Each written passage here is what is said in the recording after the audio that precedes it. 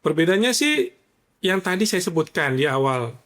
Kalau laparoskopi kita menggunakan sayatannya kecil, kecil sekali. Jadi kesannya nggak terlihat.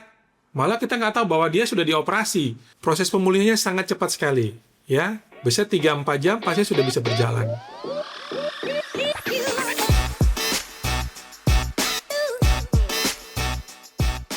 Halo Sobat Sentra, perkenalkan saya dengan Ima.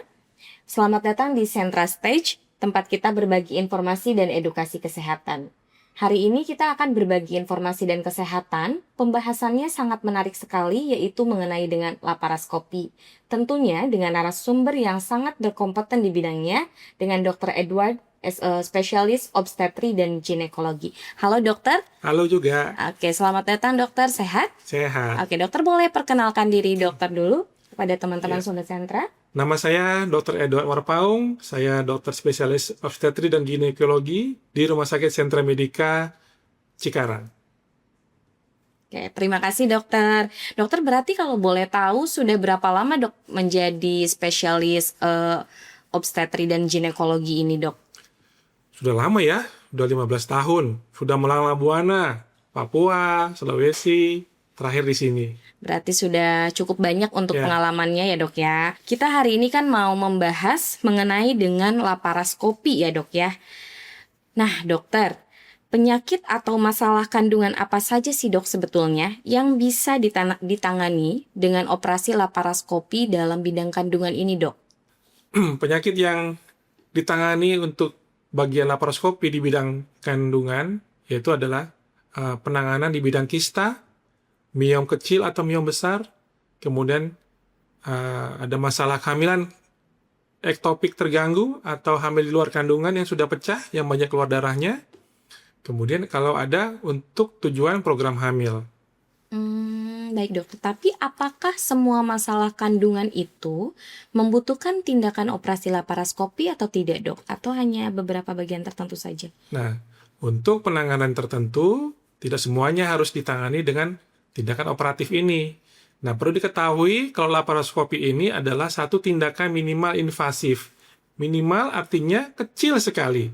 Lubang sayatannya cuma kecil setengah senti. Bahkan paling besar 1 senti atau 2 senti sendiri.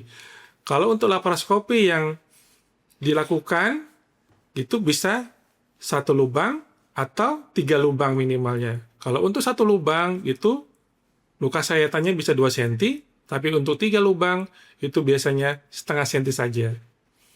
Penanganannya itu adalah untuk kista.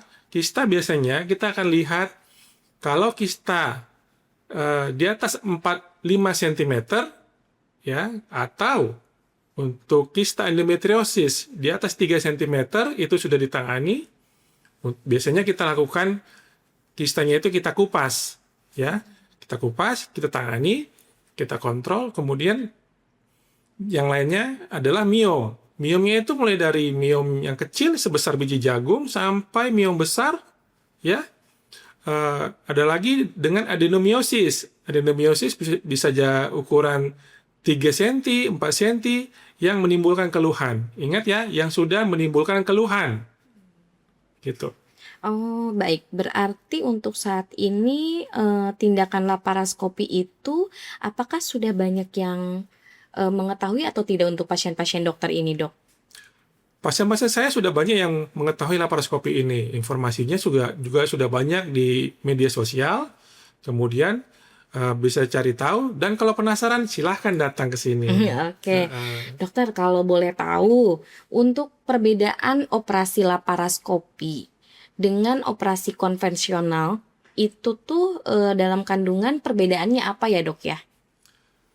Perbedaannya sih yang tadi saya sebutkan di awal. Kalau laparoskopi kita menggunakan sayatannya kecil, kecil sekali. Jadi kesannya nggak terlihat. Malah kita nggak tahu bahwa dia sudah dioperasi. Dibandingkan dengan operasi yang konvensional, kita buka perutnya, irisannya besar, panjang, ya. Belum lagi kalau seandainya ada perlengketan, ya, itu yang dilakukannya. Kapan seseorang biasanya disarankan untuk menjalani operasi laparoskopi, dok?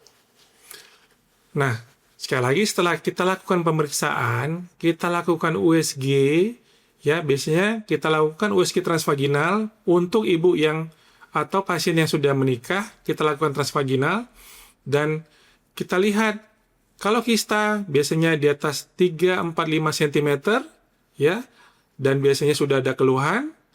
Kalau dia miom biasanya juga sudah ada keluhan dengan yang berupa gangguan haid yang berkepanjangan. Untuk operasi laparoskopi sendiri ini, Dok. Ya. Apakah ada resiko jika pasien melakukan operasi ini, Dok? Ya, yang namanya risiko itu pasti ada.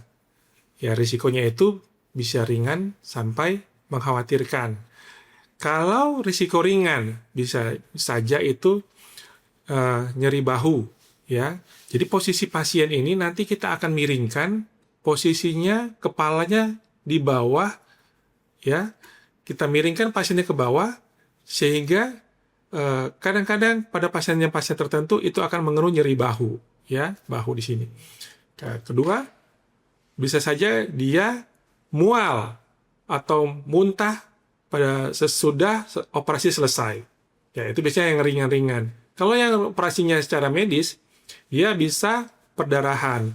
Perdarahan ini biasanya karena kena trauma dari jarum yang kita masukkan atau benda-benda yang kita masukkan ke dalam rongga perut. Dia bisa mengenai pembuluh darah, tembus atau tergores sehingga banyak mengeluarkan darah, ya. Sehingga kalau tidak cepat diatasi itu bisa menimbulkan perdarahan yang banyak. Begitu salah satunya. Jadi walaupun untuk laparoskopi ini cukup canggih ya, Dok, Iya. tetap ada resiko namun minim ya, Dok ya. Iya, minim untuk sekali. tindakan ini. Kalau misalnya pasien mau melakukan operasi laparoskopi ini, Dok, apa saja sih yang perlu pasien ini persiapkan sebelum melakukan tindakan tersebut? Yang harus dipersiapkan, yang pertama adalah diri sendiri, siap diri. Kalau kita tidak siap diri untuk dilakukan tindakan operasi, ya kita kita pertimbangkan sekali lagi. Kedua, kenalilah siapa yang akan melakukan operasi pada kita, ya. Kenali, punya hubungan baik. Dengan demikian kita bisa punya hubungan, ya, bisa bertanya sebanyak mungkin ke operator yang akan melakukan tindakan operasi. Oke. Kemudian dokter, untuk tindakan laparoskopi ini kan karena kita sudah tahu nih untuk laparoskopi ini sudah sangat canggih. Itu kan kalau yang konvensional biasanya membutuhkan waktu yang lama ya, Dok.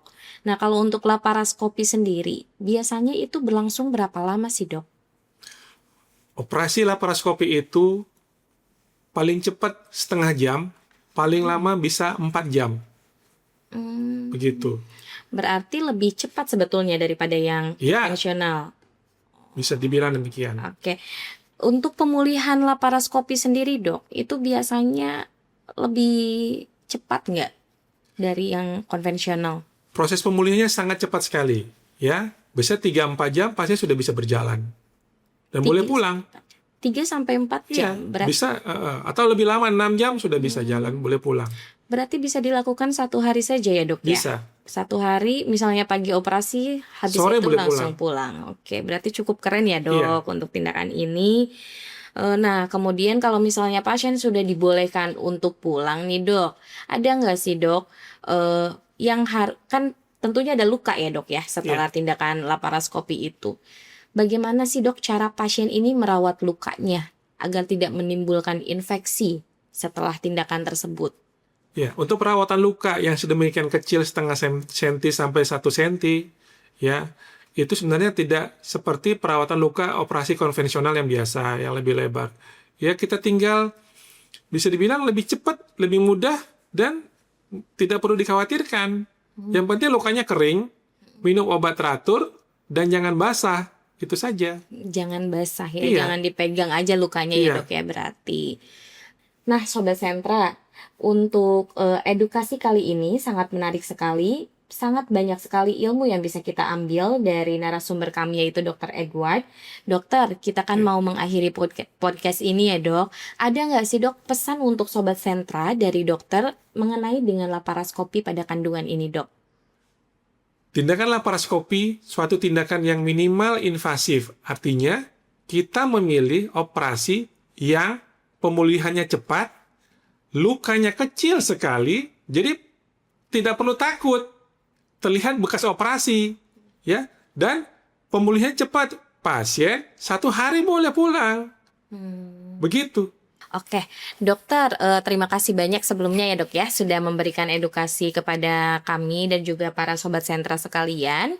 Nah, bagi sobat sentra yang mau berkonsultasi lebih lanjut mengenai dengan tindakan laparoskopi, boleh datang ke Sentra Medika Hospital Cikarang bertemu dengan Dr. Edward.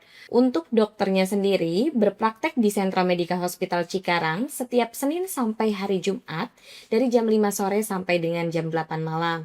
Jadi sobat sentra boleh langsung ke sini kalau misalnya mau berkonsultasi dengan beliau ya dok ya. Terima kasih sobat sentra, sampai jumpa di podcast Sentra Stage selanjutnya. Salam.